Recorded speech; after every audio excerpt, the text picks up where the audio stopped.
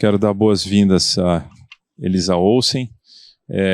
O objetivo desse painel é a gente trazer um pouco do relacionamento, né, de como que a indústria está inovando, está melhorando a sua atuação, a experiência de uma grande empresa catarinense, né, com tantas novidades aí que o setor vem oferecendo e como se adaptar a essa transformação tão rápida. Então, passo a palavra para você, Elisa, por favor. Eu ia falar boa noite, mas não é boa noite, boa tarde.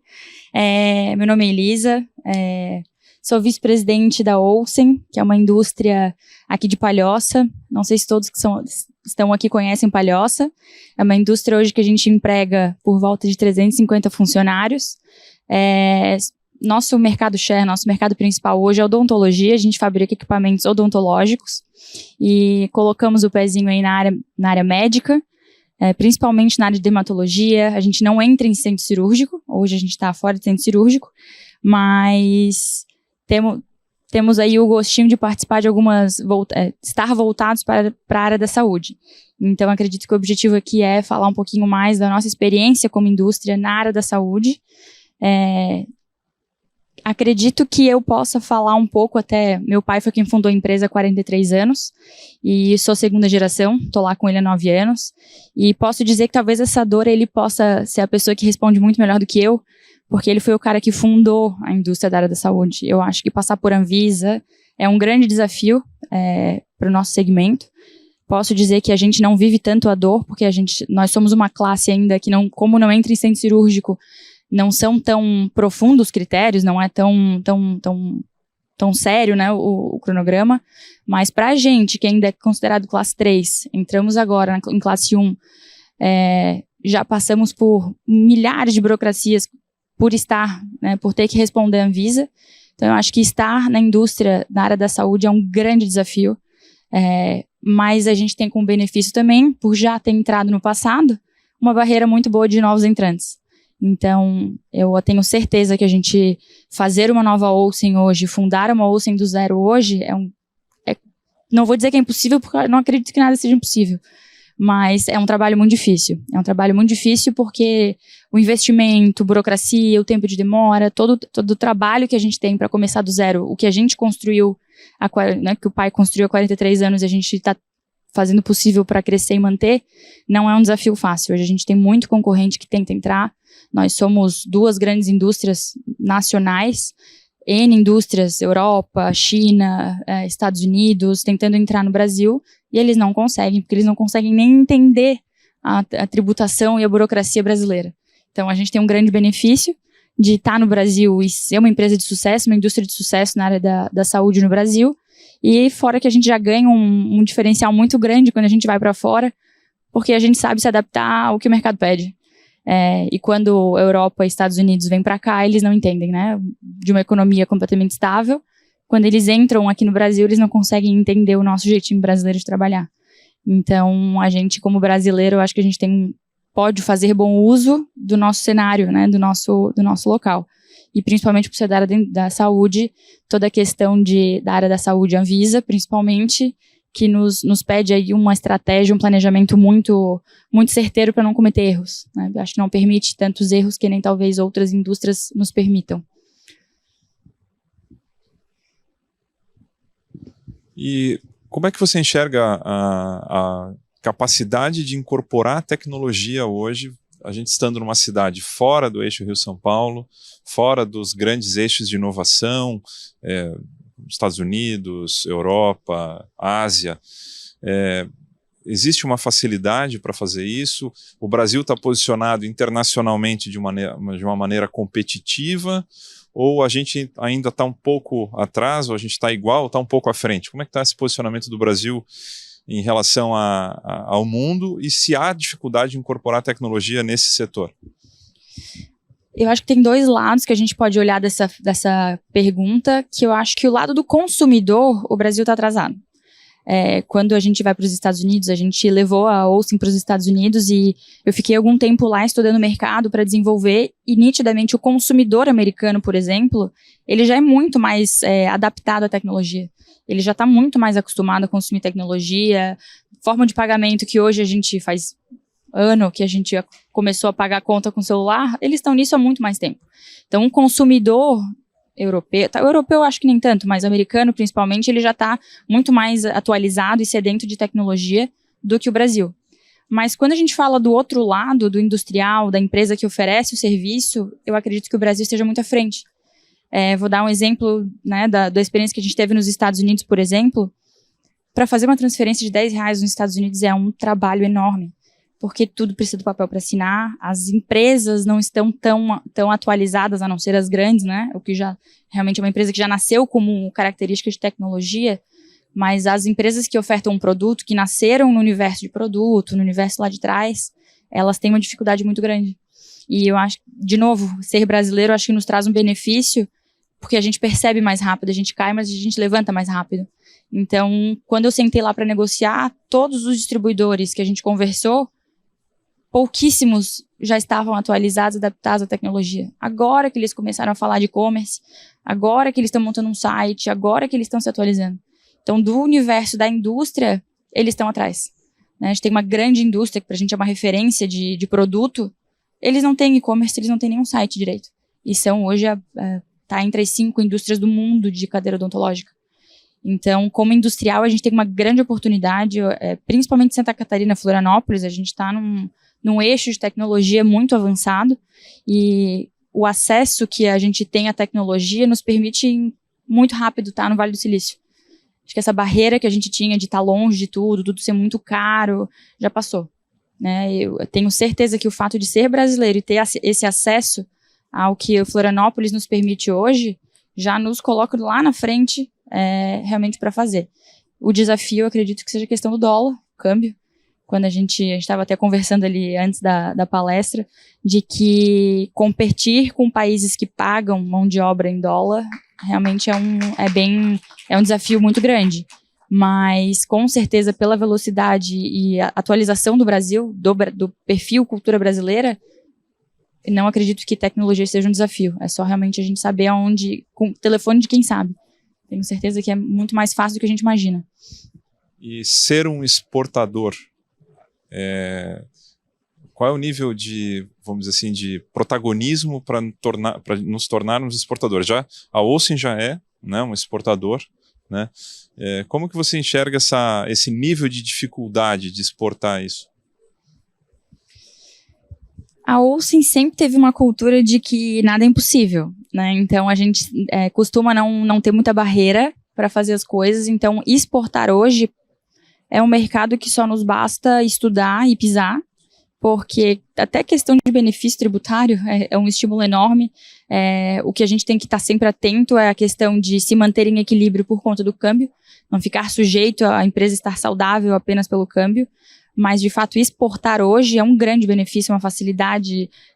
A gente fez um trabalho de 1 ano e a gente conseguiu, em 1 ano, aumentar quase que 7% do nosso faturamento de exportação. Então, foi uma resposta muito rápida. Então, até para o brasileiro se adaptar, a gente querer fazer um produto, querer entrar.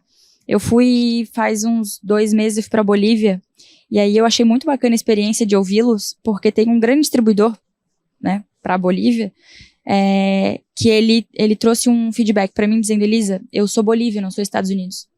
Então, para eu poder vender Johnson, para eu vender grandes marcas, eu tive que internalizar coisas que, na verdade, a indústria tinha que oferecer para mim. Só que se eu não oferecer esse serviço, a Bolívia não quer ser vista. Então, na verdade, a Bolívia se adaptou. Eles, para serem aquele grande distribuidores que eles são, que já faturam perto de 1 bilhão, eles tiveram que se adaptar e oferecer um serviço por ser um país menor. E o Brasil tem a mesma característica, de se adaptar, né, para trazer resultado.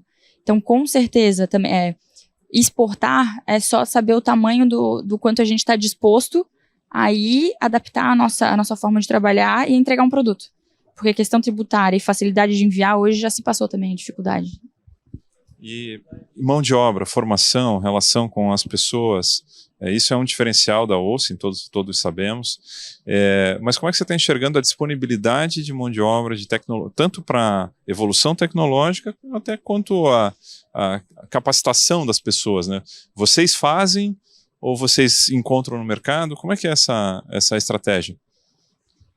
Isso a gente está mudando muito, até pelo todo o processo de segunda geração, de fazer o movimento de segunda geração. Tenho certeza que o modelo em que meu pai fazia as escolhas e montava o time é diferente do meu. Hoje, eu pretendo para o futuro criar um time onde as pessoas entrem, sejam treinadas e ocorra um plano de carreira, né?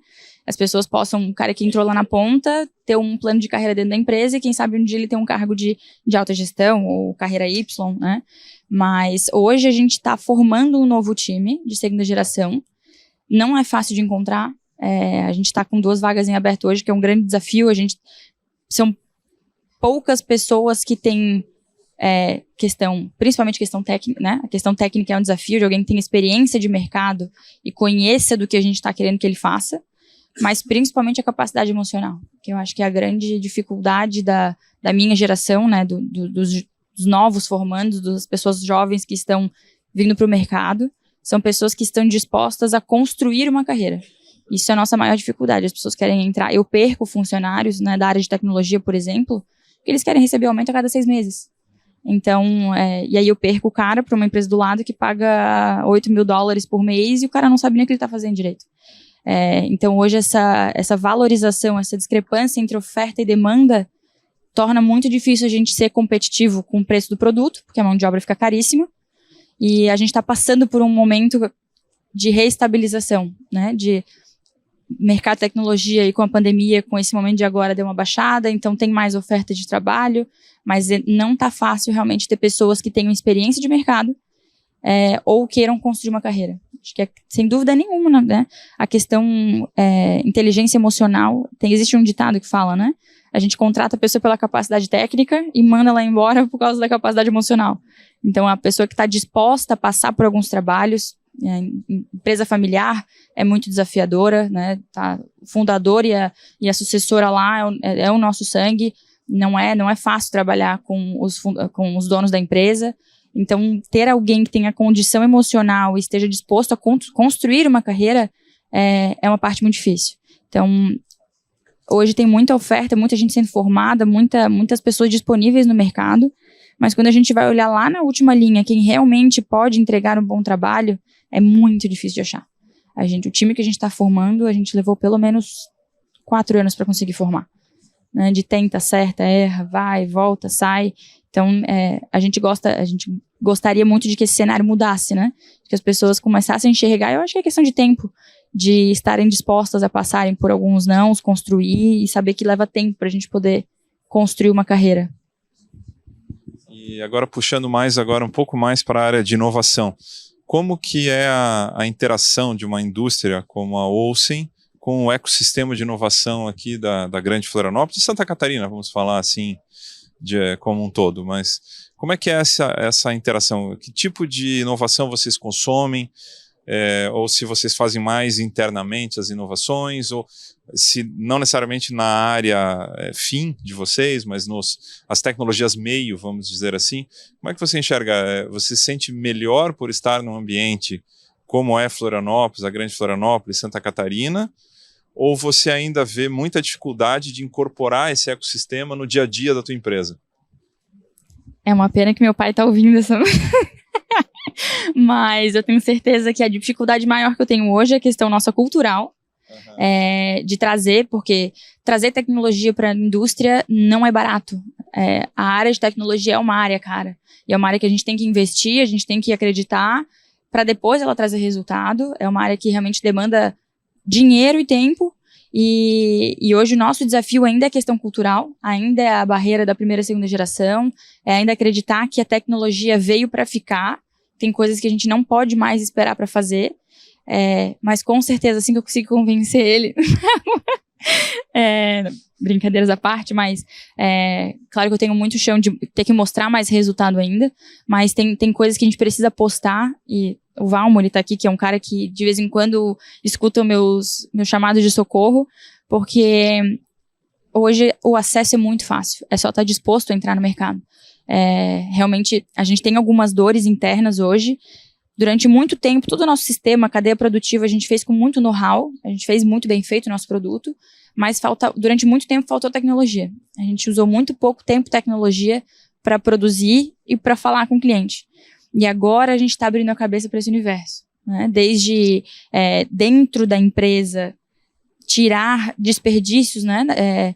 Reduzir o trabalho de coisas que não são necessárias mais existir, toda a conferência manual, de repetir processo, de papel e fluxo de coisa andando na empresa, coisas que a gente perde muito tempo, que a tecnologia ela vem para resolver.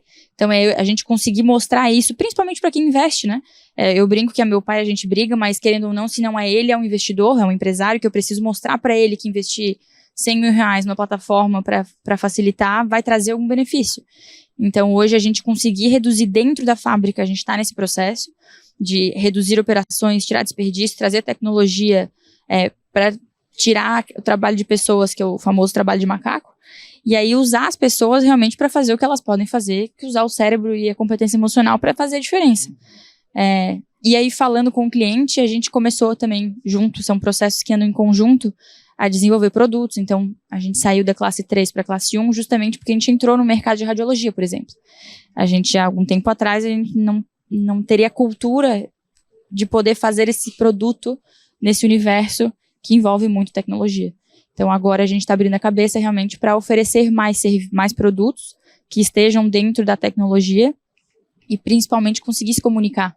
Hoje, durante muito tempo, a gente foi muito bom de vender sempre para um primeiro cliente, mas usar a informação, os dados que a gente tem para revender para aquele cliente que já é nosso, a informação que já está em casa, de usar aquele cliente para entregar mais serviço, entregar mais valor para ele, a gente não fazia bom uso disso.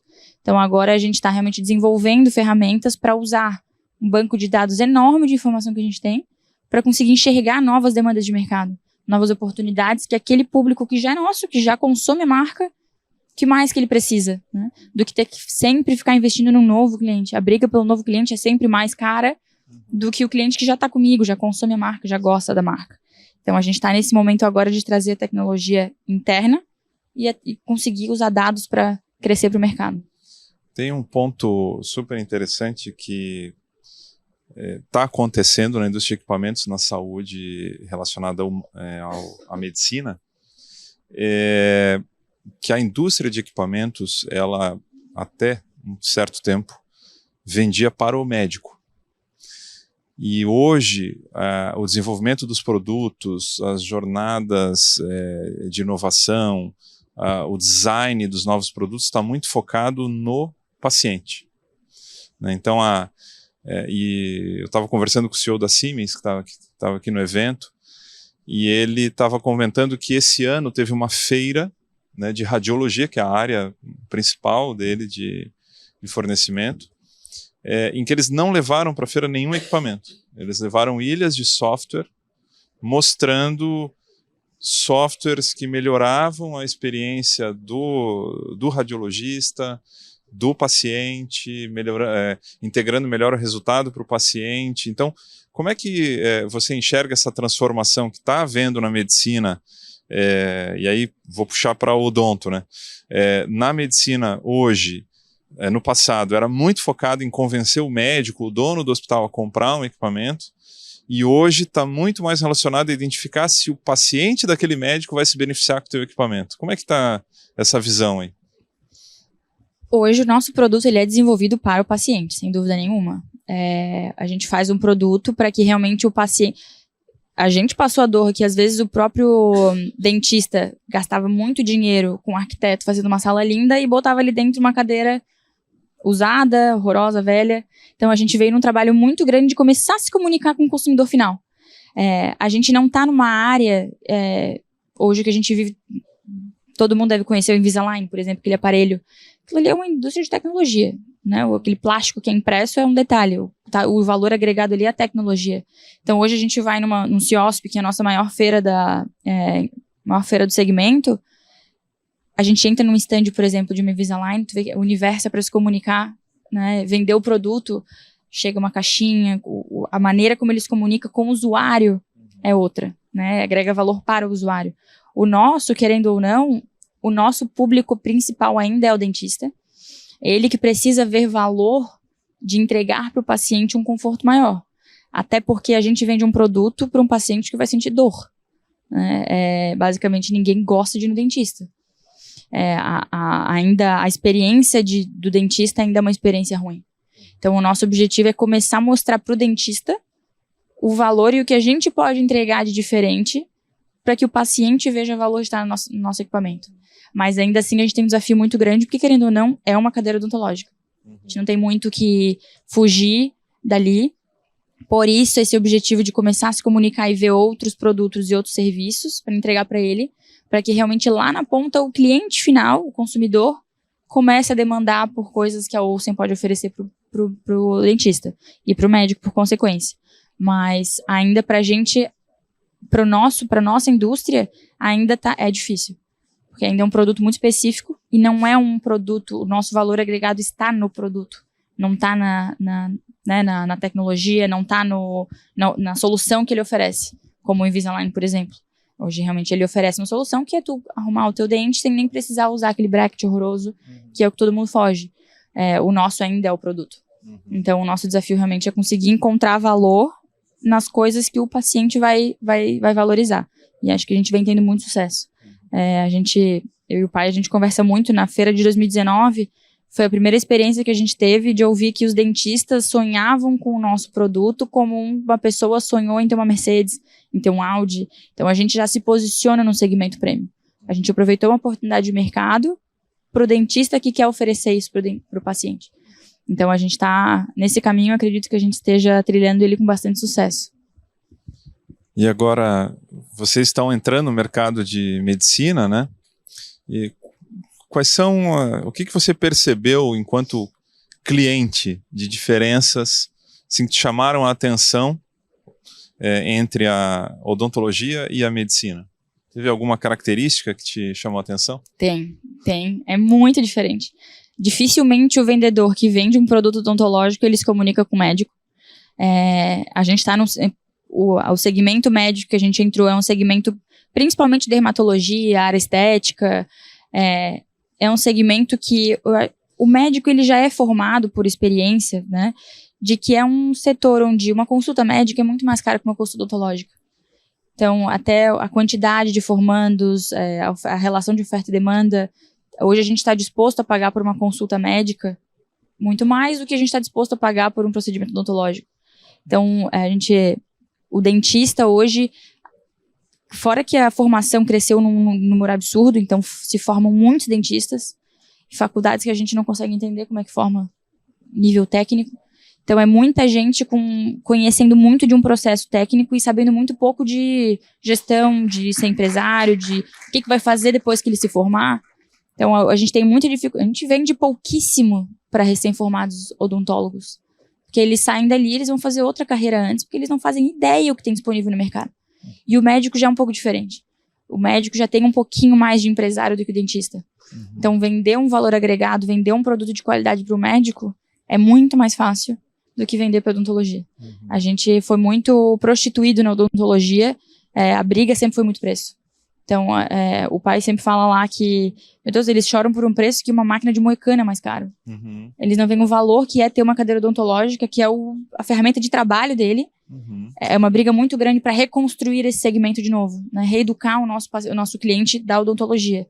E o da medicina já é diferente, ele está disposto a pagar por valor.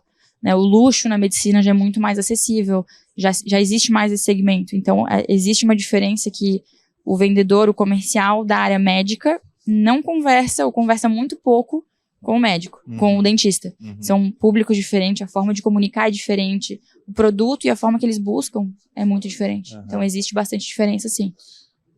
E você percebe, você deve estar acompanhando, né, que na medicina está acontecendo um fenômeno, não vou dizer na mesma proporção, mas de uma certa maneira está se assemelhando e a gente não sabe o que vai acontecer nos próximos anos, em relação ao número muito grande de escolas médicas, né? A gente sabe que a odontologia passou por isso, né? Continua em certa forma. E como que você identifica que isso impacta a indústria? Num primeiro olhar pode parecer muito bom, mas você acabou de falar que não necessariamente você vende para o recém-formado. Talvez essa qualidade também, má qualidade, não ajude dentro desse setor. Como é que é essa a tua visão? Na nossa visão, claro que é um nicho que cresce e isso é relevante, porque tendo mais oferta, mais público, novos produtos, a concorrência aumenta, é uma concorrência saudável. Falando em economia, né, o que eu aprendi na faculdade é muito bom, porque tem mais pessoas demandando mais informação de mercado. Só que para a gente que é indústria, e principalmente a gente que é uma indústria extremamente vertical, o custo de manter uma indústria para fazer um produto barato não é a nossa proposta de negócio. É muito trabalho para um valor agregado muito pequeno. Então, quando a gente tem um público um número altíssimo de formandos, o nível muito baixo, a briga se torna por centavo. É muito difícil a gente conseguir agregar valor. Então, hoje, no universo odontológico, por exemplo, quando eu comecei, teve um boom aqui de franquias. Tem um universo de franquias que nos últimos anos aí aumentou muito da odontologia. Cada esquina que a gente passa, a gente vê uma franquia diferente. Cresceu muito. Só que isso, o que acontece? Quem ganha dinheiro é o empresário que está ali, criando a franquia, mas o dentista tá ficando mais pobre, porque ele cobra muito barato pela hora dele, e a gente que também não consegue agregar valor, porque o cara que compra de mim, ele quer comprar volume, ele quer comprar barato. Então estou eu deixando de vender valor, e o dentista deixando de vender valor, para poder ganhar dinheiro na franquia. Então, e como o dentista ele se formou com o nível técnico alto, e o nível experiência de gestão muito baixo, ele se sujeita a cobrar R$20 por hora do serviço dele, estudou 5 anos para cobrar muito baixo, e isso prostitui o segmento. Porque aí, um volume de equipamentos que a gente poderia vender com valor agregado, de gerar renda, né, gerar um faturamento alto, um crescimento expressivo de mercado, acaba que o valor daquilo fica baixíssimo. Nos Estados Unidos, quando a gente foi lá, por exemplo, tem as GSOs, que a gente chama, que são as empresas que foram criadas. É um cenário um pouquinho diferente de franquia, que são justamente as empresas que foram criadas para fazer a gestão que o dentista não faz. Entendi. Né? Eles oferecem isso. E eles cresceram muito. Só que hoje eles estão quebrando. Porque isso para as indústrias foi ruim, para o dentista foi ruim, e isso não sustentou a longo prazo. Então hoje as pessoas estão sendo formadas e estão estudando para poder gerar valor. Então antes eles cobravam R$80 por um procedimento odontológico, sendo que eles podiam cobrar, tem dentista cobrando 500, 600, né, falando de um exemplo básico. Mas esse volume expressivo de profissionais ruins sendo preparados para o mercado é muito ruim, que é um nível técnico, é um nível muito baixo, e a gente não consegue agregar valor, que a briga se torna por centavos. Ele deixa de comprar um produto meu para comprar o do concorrente por R$200. Então aí a briga fica um pouco, não tá junto do que a gente se propõe a entregar. E a última pergunta para a gente encerrar, já deu, o nosso prazo já estourou. Quais são, se você fosse selecionar uma lição de quem está na indústria, né, e provavelmente você poderia estar em qualquer setor, né, mas qual a lição que você gostaria de passar aqui? Olha, tem algo aqui na indústria que é de muito valor aprender isso aqui, para você passar para quem está no ambiente de inovação, está no ambiente de tecnologia e eventualmente até está iniciando na carreira de gestão na área da saúde.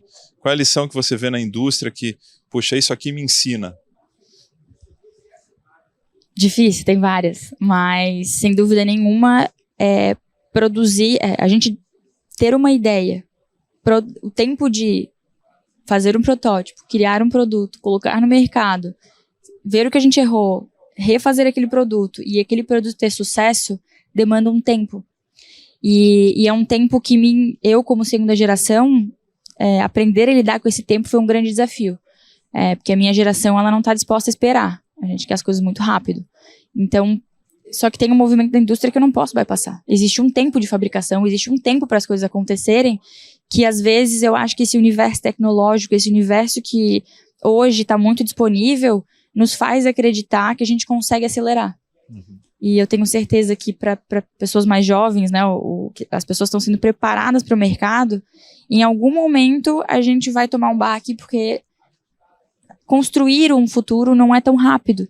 Construir um bom produto, construir uma boa marca, construir uma coisa sólida, demanda tempo. Eu tenho como referência meu pai, que é um cara que eu admiro muito como profissional, como empresário, que é um cara que a gente para olhar, muitas pessoas olham e falam, queria ser aquela pessoa, porque hoje tem uma vida fácil, né, construiu uma carreira muito legal, mas ninguém viu que ele levou quase 20 anos para fazer a empresa virar. E isso, estar na indústria e construir uma segunda geração, eu acho que eu aprendi muito e tenho certeza que se eu tiver que ir para o mercado, o meu grande diferencial como profissional é saber respeitar o tempo que a minha geração desaprendeu. Então, é realmente construir na área da medicina. Quanto tempo leva depois da formação, até tu se especializar, até tu tá pronto para o mercado? Muitas pessoas estão prontas lá com quase 40 anos. Sim. Então, esperar esse tempo, estar disposto a esperar esse tempo e ter paciência para construir, estar na indústria e trabalhar com meu pai me ensinou. E eu acho que é um grande diferencial para o profissional que está se preparando hoje. Muito obrigado, Elisa. Quero fazer aqui um cumprimento especial ao César Olsen, que está aqui nos ouvindo. Muito obrigado. Obrigado por aceitar o convite. E obrigado também a quem está nos assistindo, inclusive de forma virtual, que está tendo acesso a esta conversa sobre a indústria, uma indústria catarinense, enfrentando todos os desafios e vencendo esses desafios. Então, muito obrigado.